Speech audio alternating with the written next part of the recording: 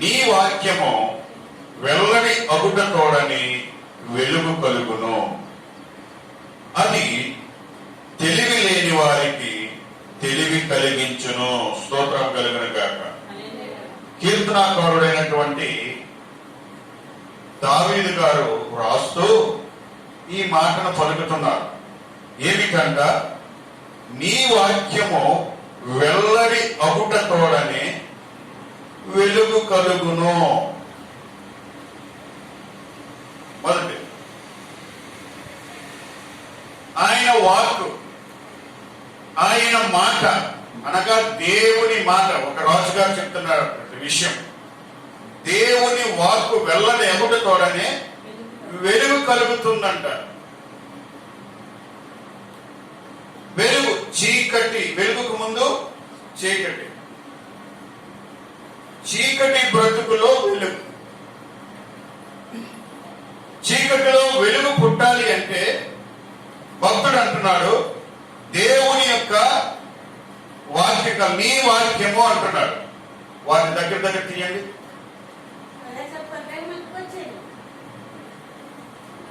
రావద్దంటే వచ్చారు, దీని దగ్గర తిరిగి త్వరగా. నీ వాక్యము వెల్లడి అగుట తోడనే వెలుగు కలిగెను. వెలుగు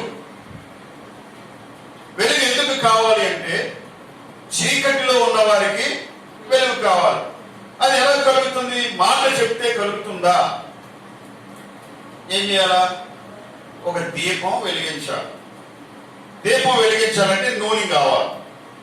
చాలా ప్రాసెస్ ఉంది.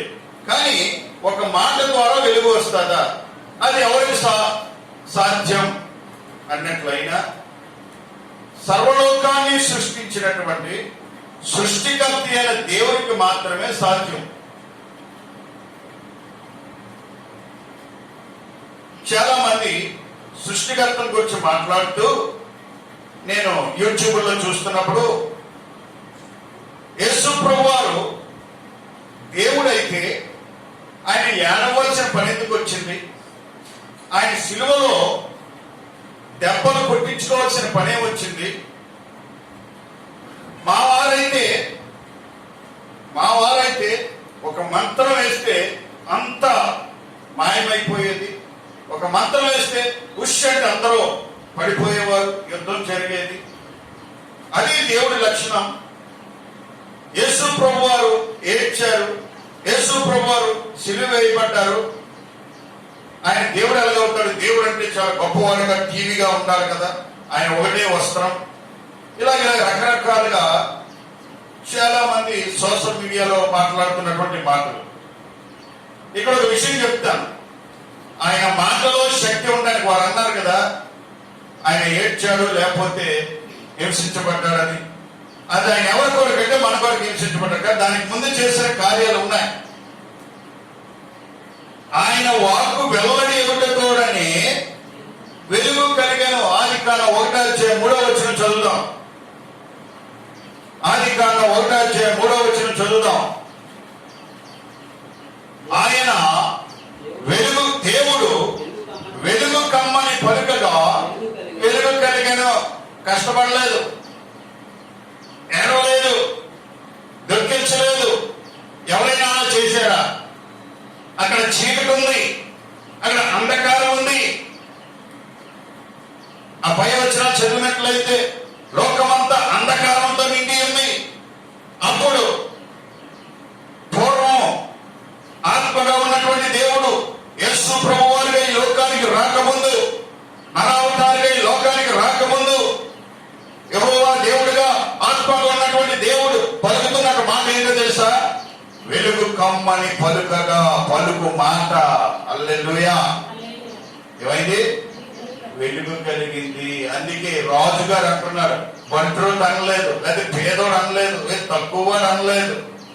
ఒక రాజుగారు అంటున్నటువంటి మాట, నీ వాక్యము వెల్లడి అగుట తోడనే వెలుగు కలిగింది. స్తోత్ర. అది సృష్టిలో వెలుగు, అది సృష్టిలో వెలుగు. మరి జీవితంలో వెలుగు కలగాలి కదా. జీవితంలో వెలుగు కూడా ఆయన మాట ద్వారానే కలిగింది. ఎంతమందో బ్రతుకులలో ఆమేన్. ఒకసారి యేసు ప్రభువారు యెరూషలేము నుండి యెరికో పట్టణానికి వెళ్తూ ప్రయాణమైపోతున్నారు. చాలా మంది ఆయన వెంబడిస్తున్నారు, చాలా మంది ఆయన్ని చూడడానికి సిద్ధపడుతున్నారు. ఆ యెరికో పట్టణంలో ఒక పుట్టివాడు ఉన్నాడు, ఆయన పేరు జక్కయ్య. ఆయన యేసయ్యని చూడాలని ఆశ కలిగింది. ఎందుకు కలిగింది? చాలా మంది ఉన్నారు కదా, యేసయ్యని ఎందుకు చూడాలని ఆశ కలిగింది అంటే పిల్లారా, అతను పన్నుల వసూలు చేసేవాడు, ట్యాక్స్ కలెక్టర్ అన్నమాట. చాలా సంపాదించాడు, చాలా ఆస్తి ఉంది, చాలా సంపద ఉంది. కానీ అతని కుటుంబ వ్యవస్థలో, అతని కుటుంబ జీవితంలో చీకటి, అసమాధానమే, నెమ్మది లేదు. డబ్బైతే సంపాదిస్తున్నాడు, కానీ ప్రాణభయం ఎక్కువ ఉంది. అందుచేత ఎలాగ ప్రాణభయం ఉందని చెప్పగలరని మీరంటే, జనాల్లో వెళ్తే కుక్కేస్తారని చెప్పి పుట్టాడు కదా, దొరికాడు నా సాని అని చెప్పి కుక్కేస్తారని చెప్పి అందరికన్నా ముందు పరిగెత్తుకొని వెళ్ళి ఏం చేశాడు? చెట్టు ఎక్కేశాడు. చెట్టు ఎక్కితే ఇంకా ఏం పర్లేదు నాకు అనుకున్నాను. చూసారా? ఎందుకని ఆయన ఏముంది? ప్రాణభయం ఉంది, నెమ్మది లేదు. ఏముంది ఆయనకి? డబ్బు ఉంది, ఆస్తి ఉంది, సంపద ఉంది, ఐశ్వర్యం ఉంది, కానీ ఏం లేదు? నెమ్మది లేదు, సమాధానం లేదు, సంతోషం లేదు. మీరు లేదని ఎలా చెప్పగలరు అంటే చూడండి, లూకాసు సువార్త 19వ అధ్యాయం 5వ వచనం అనుకుంటున్నా, ఒకసారి చదివితే అక్కడ చక్కని మాట ఉంది. 5, 4, 5, 6 వచనంలో చక్కని మాట చూడండి. త్వరగా చదవగలిగిన సహాయం చేయండి. యేసు ఆ చోటికి వచ్చినప్పుడు కన్నులెత్తి చూచి జక్కయ్య త్వరగా దిగుము, నేను నీ ఇంట ఉండవలసి ఉన్నదని అతనితో చెప్పగా అతడు త్వరగా దిగి సంతోషముతో ఆయన చేర్చుకుని. జాగ్రత్త గమనించాలి ప్రభునందు ప్రియులారా. అతడు త్వరగా దిగి సంతోషముతో, అబ్బా హల్లెలూయా.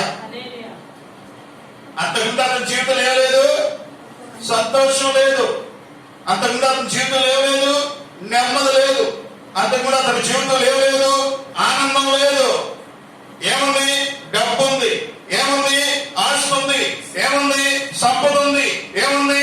ఐశ్వర్యం ఉంది, ఏముంది? పలుకుబడి ఉంది, కానీ ఏమి లేదు? సంతోషం లేదు. చీకటే, చీకటే, చీకటి బ్రతికే. కానీ యేసు స్వామి ఆ ప్రాంతానికి వస్తూ ఏమన్నాడంటే ఒక మాట పలికాడు. ఏమన్నాడు? జక్కయ్య త్వరగా దిగు అన్నాడు. ఏమన్నాడు? జక్కయ్య త్వరగా దిగిన ఒక మాట పలికాడు అంతే. నేను నీ ఇంట్లోకి రావాలయ్యా, నేను నీ ఇంట్లోకి రావడానికి ఆశపడుతున్నాడయ్యా, నేను నీ ఇంట్లో ఉండవలసి ఉందయ్యా అని ఒక్క మాట అన్నాడంతే. ఆయన వెంటనే జక్కయ్య జీవితంలో ఏమొచ్చింది? సంతోషం వచ్చింది. దేవుడి మహిమ కలిగిన కాక. జక్కయ్య హృదయంలో ఆనందం వచ్చింది, జక్కయ్య హృదయంలో సంతోషం వచ్చింది. ఎందుచేత? యేసయ్య పలికిన మాట. స్తోత్ర. ఆయన వాక్కు వెల్లడి ఎగుట తోడని ఏం కలిగిందంట? వెలుగు కలిగింది. జక్కయ్య ఇంట్లోకి ఏమొచ్చింది? ఇంకా క్రిందకి చదువుకోపోతే అక్కడ రాయబడింది, నేడు ఈ ఇంటికి రక్షణ వచ్చి ఉన్నది ఇతరును అబ్రహాము కుమారుడే. దేవునికి మహిమ కలిగిన గాక. యేసు ప్రభు ఎప్పుడైతే ఒక మాట పలికాడో ఆ చీకటి బ్రతికి ఏమైపోయిందండి? వెలుగుమయమైపోయింది. మహిమ కలిగిన గాక. ఎవరి కాలం నక్కి మధ్యాహ్నం నీ నా బ్రతుకు కూడా యేసయ్య మాట వింటే, యేసయ్య వాక్కు వింటే ఏం కలుగుతుంది? మన జీవితంలో వెలుగు కలుగుతుంది. నెంబర్ 1. చీకటి మన కుటుంబంలో ఉన్నటువంటి చీకటి, వ్యక్తిగత జీవితంలో ఉన్నటువంటి చీకటి వ్యవస్థ మారిపోతుంది. ఎప్పుడు? దేవుని వాక్యం దగ్గరికి రావాలి. చాలా మందికి నిర్లక్ష్యం. దేవుని వాక్యం అంటే నిర్లక్ష్యం. వాక్యం దగ్గరికి రాలేదు, అన్ని చేసుకుంటారు, అన్ని పనులు పూర్తి చేసుకుంటారు. దేవుడి దగ్గర రావడానికి నిర్లక్ష్యం. అది మన బలహీనత కాదనుకోండి, దుష్టుడు పెట్టే కార్యం. చూడండి, ఈ దినాల్లో కూడా ఒక ఆర్డర్ ఏంటంటే, క్రైస్తవులారా మీరు ఆరాధన చేసుకోనండి, కానీ 10 సంవత్సరాల లోపు పిల్లలు వెళ్ళకూడదు, 60 సంవత్సరాలు దాటిన వారు వెళ్ళకూడదు. మీకు సత్యాన్ని చెప్పాలని ఆశపడుతున్నాను. ఈ అంచె దినాల్లో బైబిల్ వాక్యం నెరవేరుతుందన్న కారణం ఏంటో తెలుసా? సూచనలు. కొన్ని వేల సంవత్సరాల క్రితం సృష్టి ఆరంభమైన తరువాత భారతదేశం కూడా ఉంది, జనాభా తక్కువ. ఇశ్రాయేలీయులు ఐగుప్తులో నివసిస్తున్నారు. ఇశ్రాయేలీకి దేవుడు యెహోవా అని తెలుసు. అప్పుడు ఇశ్రాయేల్ అందరూ కూడా మేము ఆ దేవుణ్ణి ఆరాధించడానికి వెళ్ళాలి అంటే ఫరో అనగా ఆ దేశపు రాజు ఆయన చెప్తున్నాడు, పిల్లలు వెళ్ళొద్దు, ముసలాళ్ళు వెళ్ళొద్దు, మీరు మాత్రం వెళ్ళి ఆరాధించండి అంటున్నాడు. పిల్లరా, యాజ్ ఇట్ ఈజ్ గా జరుగుతుంది. ఇప్పుడు చరిత్ర ఇది, అవునా కదా? ఆర్డర్ వచ్చిందా లేదా? మధ్య వయస్కులు వెళ్ళండి, 10 సంవత్సరాలు పిల్లలు వద్దు, 60 సంవత్సరాలు దాటిన వారు వద్దు. ఈ శాసనం ఎప్పుడు వచ్చింది? ఫరో, అక్కడ రాయబడింది, ఫరో హృదయం కఠినమాయేనో అనగా రాజుల హృదయం కఠినమైపోతే నేటి దినాల్లో కూడా యేసు ప్రభు నిన్న నేడు నిరంతరం ఏకరీతిగా ఉన్నారు.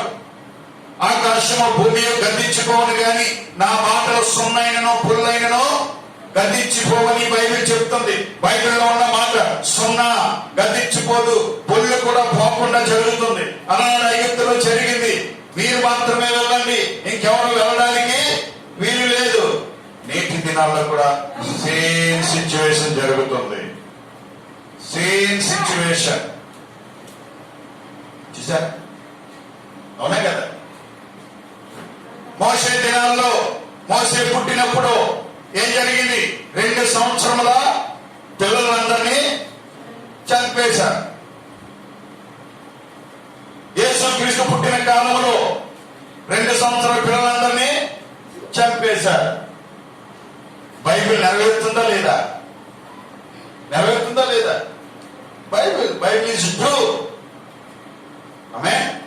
ప్రియులారా, నేటి దినాల్లో చీకటి. అయితే మన వారు చాలా మంది భయపడిపోతున్నారు. దేవుని మీద విశ్వాసం లేదు, ఫరోకు భయపడిపోతున్నారు. ఒకవేళ మందిరంలో నుండి కరోనా వచ్చేస్తుందేమో. రోడ్డు మీద టిఫిన్ కొట్టు దగ్గర చిన్న పిల్లలతో సహా లైన్ కడుతున్నారు, అప్పుడు కరోనా రాదు. త్రాగుబోతు కొట్టు దగ్గర లైన్ ఎంతమంది చెప్పిన ఎంతసేపు పోలీసులు ఉంటాడు? ఆ పోలీసులు ఉన్న దగ్గర 2 3 ఉంటున్నారు, మిగతాదంతా దగ్గర ఒకరి మీద పడుతున్నారు. ఫోటోలు కూడా తీశాను, అసలు చూపించాలనుకున్నా. అప్పుడు కరోనా రాదు. షాపింగ్ మాల్లో దూరంగా ఉన్న దగ్గరికి వెళ్ళేసరికి వస్తువులు తీసినప్పుడు చాలా దగ్గరగా ఉంటున్నారు, అప్పుడు కరోనా రాదు. కానీ దేవుని సన్నిధిలో ప్రభువా రోగాన్ని తగ్గించు, ప్రభువా బాధను తగ్గించు,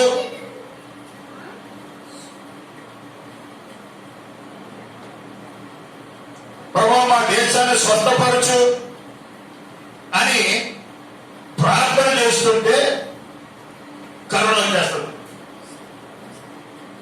ఇది ఎక్కడ న్యాయం? ఇది ఎక్కడ న్యాయం చెప్పండి? మనవారు కూడా భయపడిపోతున్నారు. ప్రజలకు భయం లేదు. కరోనా అంటే భయం ఉంది, దేవుడు అంటే భయం లేదు. చచ్చిపోతామేమో భయం ఉంది, చచ్చిపోయిన తర్వాత నరకానికి తీసుకెళ్లే దేవుడు అంటే భయం లేదు. చావు అంటే భయం ఉంది, చనిపోయిన తర్వాత మంచి కార్యాలు బట్టి పరలోకానికి తీసుకెళ్లే దేవుడు అంటే భయం లేదు. చిన్న కరోనాకు భయపడిపోతున్నాం, చిన్న తెగులకు భయపడిపోతున్నాం. సర్వ సృష్టించి తెగుల నుండి విడిపించి నేను మోక్షానికి చేర్చే దేవుడు అంటే ఎందుకు భయం లేదు నీకు? స్తోత్రం కలిగిన కాక ఇలా రెడీ ఏదైనా సరే దేవుని మనం ఆరాధిస్తున్నాం, అందుని బట్టి దేవుని మహిమ కలిగిన కాక. ఆయన ఒక మాట చెప్తే ఏం కలిగిందంటే వెలుగు కలిగినది. నెంబర్ 2 చెప్పుకుంటే చాలా ఉన్నాయి. 2వ లైన్లో ఏముంది? అవి తెలివి లేని వారికి తెలివి కలిగించును. మొదటి ఏంటంటే వెలుగు. ఆయన వాక్కు మాట్లాడితే ఏం కలుగుతుంది? వెలుగు కలిగిందా లేదా? సృష్టిలో వెలుగు కలిగింది, కుటుంబ జీవితంలో వెలుగు కలిగింది. వెలుగు అంటే ఏంటి? సమాధానం, శాంతి. నీ ముఖం వెలిగిపోతుందిరా అంటా కదా, నీ ముఖం చాలా వెలిగిపోతుంది. ఒకవేళ నీరసంగా ముఖం మార్చుకొని ఉన్నారనుకో, నీ ముఖం ఎంత అంత జిడ్డు అయిపోయింది, చీకటి ముఖంలాగా అంటామన్నమాట. కారణం ఏంటి? బాధ, వేదన, చికాకు, చిరాకుతో ఉన్నారు కాబట్టి ముఖం చీకటిగా ఉంది. హృదయంలో సంతోషం ఉంది కాబట్టి ముఖంలో కూడా ఆనందం, సంతోషం, ముఖం వచ్చేసి కూడా తేటగా కనబడుతుంది. సహజంగా హల్లెలూయా, హల్లెలూయా. చీకటి పోతుంది ఆయన వాక్కు వెళ్ళలేకపోతే. రెండవదిగా అది తెలివి లేని వారికి తెలివి కలిగి. తెలివి లేని వారు ఎవరు? ఎవరు తెలివి లేని వారు? ప్రభు అన్నారు, ఇశ్రాయేలుతో అంటున్న మాట మనం జ్ఞాపకం చేసుకుందాం. ఇర్మియా గ్రంథం 4వ అధ్యాయం 22వ వచనం. త్వరగా ఎవరైనా చదవగలిగితే మంచిది, సమయం అయిపోతుంది, మరో ఆరాధన ఉంది. నా జనులు అవివేకులు, వారు నన్ను ఎరుగరు, వారు మూఢులైన పిల్లలు, వారికి తెలివి లేదు, కీడు చేయుటకు వారికి తెలియను గాని మేలు చేయుట వారికి బుద్ధి చాలదు. నేను భూమిని చూడగా అది నిరాకారముగాను శూన్యముగాను మన ఆదిలోకి వెళ్ళిపో. దేవుడే మాట్లాడుతున్నటువంటి మాట ఇర్మియా ప్రవక్త ద్వారా తన ప్రజలకు. ఎవరైనా తన ప్రజలు యేసు ప్రభువు నమ్మిన వారేనా? లోకమంతా తన ప్రజలే. నా జనులు అన్నాడంటే అలనాడు ఆ ఇశ్రాయేలు గురించి చెప్పినా ఈనాడు నూతన ఇశ్రాయేలమైన మన కూడా మాట్లాడుతున్నారు. నా జనులు అంటే ఎవరు? దేవుడు పుట్టించినటువంటి జనులు, దేవుడు సృష్టించినటువంటి జనులు. యెషయా గ్రంథం 1వ అధ్యాయం 3వ వచనం చదవండి.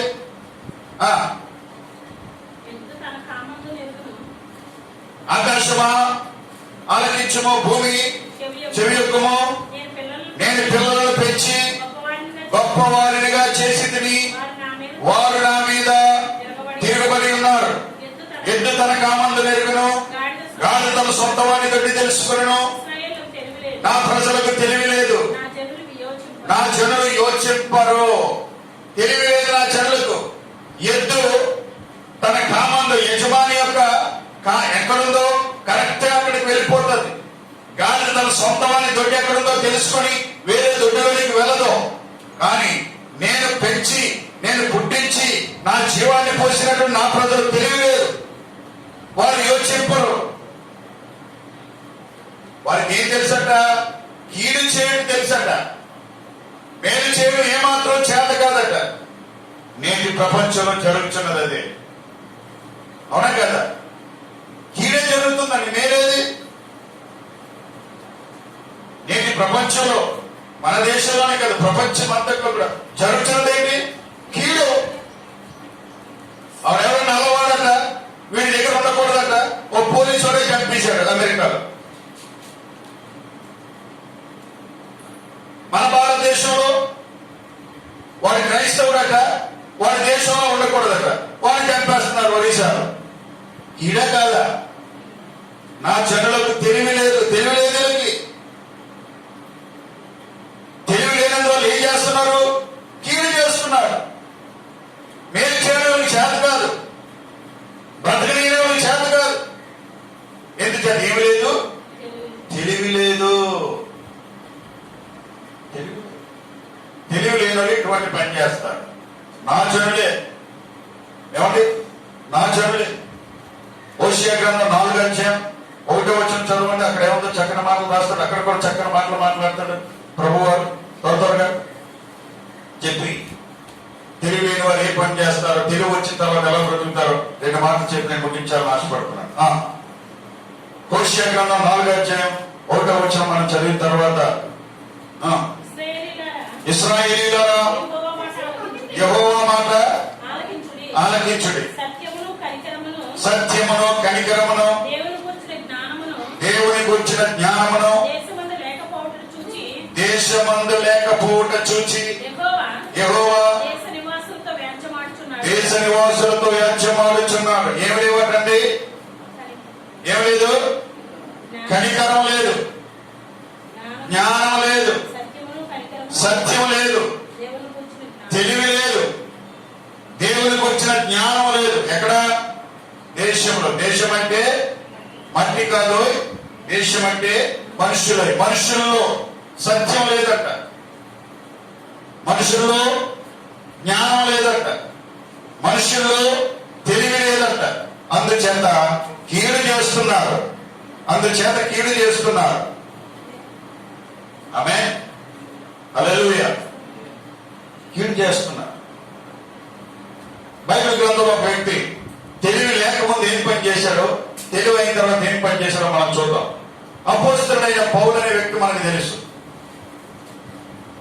ఇతడు అన్యుడా కాదు, ఇతడు కూడా యూదుడే, ఇతడు కూడా పరిసయ్యుడే. ఎలా పరిసయ్యుడు అంటే, ఒక చోట 26వ అధ్యాయంలో మనం చూసినట్లయితే ఒక అల్లరి జరుగుతుంది, నేను పరిసయ్యుణ్ణి అంటాడు. ఆయనే సాక్షి చెప్పుకుంటాడు, నేను పరిసయ్యుణ్ణి అని. అంతేకాదు రోమపత్రిక 16:11 చూసినట్లయితే నా బంధువులు నాకంటే ముందుగా రక్షణ పొందారంటాడు. ఈయన యూదుడే, క్రీస్తుని ఎరిగిన వాడే, మెస్సియాను ఎరిగిన వాడే, సత్యం ఎరిగిన వాడే, ధర్మశాస్త్రం అంటే క్షుణ్ణంగా తెలిసిన వాడే, గమాలియేలు పాదముల యొక్క విద్యను అభ్యసించిన వాడే. కానీ తెలివి లేనప్పుడు ఏ తెలివి ఉంది? ఈ లోక సంబంధమైన తెలివి ఉంది, ధర్మశాస్త్ర సంబంధమైన తెలివి ఉంది. లా తెలిసి ధర్మశాస్త్రం లా, కానీ దేవుని పూజించేవాడిని హింసిస్తున్నాడు, దేవుని పూజించేవాడిని చంపేస్తున్నాడు. ఏం లేదు, దీనికి తెలివి లేదు. అందుచేత ఏం చేస్తున్నాడు? కీడు చేస్తున్నాడు. నా జనులకు తెలివి లేదు, అందుచేత వారు కీడునే చేయుచున్నారు కానీ మేలును చేయటం లేదు. అయితే ప్రియులారా, నా ధర్మశాస్త్రము, నా వాక్యము వెల్లడి ఎవరితోడనే తెలివి లేని వారికి తెలివిని పుట్టించును అంటున్నాడు. హల్లెలూయా. ఎప్పుడైతే దమస్కు పట్టణంలో ఉన్నటువంటి క్రైస్తవులందరినీ నాశనం చేయడానికి తాకీదులు పట్టుకొని గుర్రం మీద, రథం మీద పరిగెత్తుకుని వెళ్తున్నాడు, మార్గం మధ్యలో అకస్మాత్తుగా దైవ దర్శనం కలిగింది. ఆయనకి స్తోత్రం. నువ్వెవడవు అన్నాడు. హోరియు అని అడుగుతున్నాడు, వెలుగు కాలంగానే హోరియు అని అడుగుతున్నాడు. వెంటనే ఆయన అన్నాడు, నీవు హింసించుచున్న యేసును, నీవు హింసించుచున్న యేసును అని ఎప్పుడైతే మాట వినబడ్డదో ఆయన బ్రతికేమైపోయింది? మారిపోయింది. తెలివి వచ్చింది ఆయనకి. వెంటనే ఏం చేస్తున్నాడు? హింస మానేశాడు. స్తోత్రం. హింస మానేసి ఏం చేస్తున్నాడు? దేవుని పని చేయడం మొదలెట్టాడు. అందుకని అంటాడు, పూర్వం నేను హింసకుడను, పూర్వం నేను దూషకుడను, పూర్వం నేను తెలివి లేని వాడను, పూర్వం నేను పలికి మారిన వాడు, ఇప్పుడైతే తెలివి కలిగి దేవుని వాక్యాన్ని ప్రచురించేవాడనై ఉన్నాను. ఆమేన్. నా పరుగు కడముట్టించుచున్నాను అంటాడు. ఎందుకు తెలుసా? తెలివి వచ్చింది ఎప్పుడు? దేవుని వాక్యము వెల్లడవుతోడనే.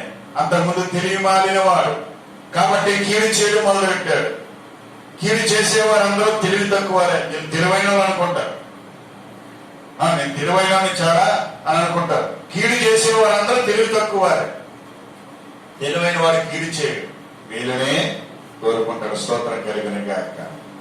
దానికి కారణం ఏంటో తెలుసా? దేవుని వాక్యం. క్రైస్తవులు కీడు చేయాలంటే చేయగలరు, కానీ చేయరు. ఎందుచేతో తెలుసా? వారికి దేవుని వాక్యం తెలుసు కనుక. ఆమేన్. ప్రేమించే గుణం గలవారే. అయితే ఎవరో కొందరు దేవుని వాక్యాన్ని ఉపయోగించుకొని దేవుని వాక్యాన్ని ముసుగులో కీడు చేసేవారు లేకపోలేదు. కానీ నిజ క్రైస్తవుడు కీడు చేయడు. ఎందుచేతంటే దేవుని వాక్యం ఎప్పుడైతే వస్తుందో వారి జీవితంలో ఏం కలుగుతుంది? వెలుగు కలుగుతుంది. దేవుని వాక్యం ఎప్పుడైతే వినపడుతుందో అది తెలివి లేని వారికి ఏం పుట్టిస్తుంది? తెలివిని పుట్టిస్తుంది. స్తోత్రం కలుగును గాక. జగ్గయ్య జీవితంలో కూడా తెలివితేటలు వచ్చి, అంతకుముందు ఏంటి? అధిక తెలివితేటలు ఏంటి? నేనే సంపాదించుకోవాలి. వినండి, అంతకుముందు ఏంటంటే నేనే సంపాదించుకోవాలి, నా కుటుంబమే బ్రతకాలి, నేనే జీవించాలి. ఎప్పుడు? తెలివి లేనప్పుడు. ఎప్పుడైతే యేసు ప్రభు వారి ఇంటికి వచ్చాడో, తెలివి వచ్చినప్పుడు ఏం చేస్తున్నాడు తెలుసా? తనకున్నదంతా ఎవరి దగ్గర అన్యాయంగా తీసుకుంటే ఒక వంతు కాదు 4 వంతులు ఇచ్చేస్తున్నాడు. స్తోత్రం కలిగిన కాక. ఏమొచ్చింది ఇప్పుడు? తెలివి వచ్చింది. ఏం చేస్తున్నాడు ఇప్పుడు? మంచి చేస్తున్నాడు. తెలివి లేనప్పుడు ఏం చేశాడు? పీక్కున్నాడు. అందరూ పీక్కోవడమే పని, లాక్కోవడమే పని, దాచుకోవడమే పని, దోచుకోవడమే పని. ఎప్పుడైతే తెలివి వచ్చిందో ఇవ్వడం మొదలు పెట్టాడు. స్తోత్రం. ఎవరో నేర్చుకోవాలండి. దేవుని కలిగిన వాడు ఎవరో నేర్చుకుంటాడు. స్తోత్రం. ఒక చిన్న విషయాన్ని చెప్తాను. మన ప్రీతమ ముఖ్యమంత్రి గారు ఎవరో ఎందుకు ఇచ్చి నేర్చుకున్నారు తెలుసా? ఆయన దేవుని కలిగి ఉన్నాడు కనుక. ఆమె సంక్షోభ సమయంలో కూడా ఎవడమే నేర్చుకుంటున్నాడు ఆయన. ఎవరు ఎన్నన్నీ కూడా ఎవడమే నేర్చుకుంటున్నాడు ఆయన. అంతే కదా. చక్కగా తెలివి లేనప్పుడు ఏం చేశాడు? సంపాదించుకున్నాడు. తెలివి వచ్చినప్పుడు ఏం చేశాడు? ఎవరో మొదలు పెట్టాడు. దేవుని కలిగిన వారు మాత్రమే పని చేయగలరు. దేవుని కలిగి లేని వారు ఆ పని చేయలేరు. స్వార్థపరులు అయిపోతారు. స్తోత్ర. ఈ మధ్యాహ్నం దేవుని వాక్యం చెప్తుంది, ఆయన వాక్యం వెల్లడొకటి తోడని వెలుగు కలిగిను, అది తెలివి లేని వారికి తెలివిని కలిగించు. కాబట్టి దేవుని వాక్యాన్ని అనుసరిద్దాం. మన వ్యక్తిగత జీవితంలోనేమి, కుటుంబ జీవితంలోనేమి, చీకటి బ్రతుకుల్లో వెలుగుకు నింపుకుందాం. తెలివి తక్కువ తనముగా ఉన్నవారు తెలివిని నేర్చుకుందాం. ప్రభు మనం దీవించి ఆశీర్వదించును గాక. ఆమేన్. హల్లెలూయా.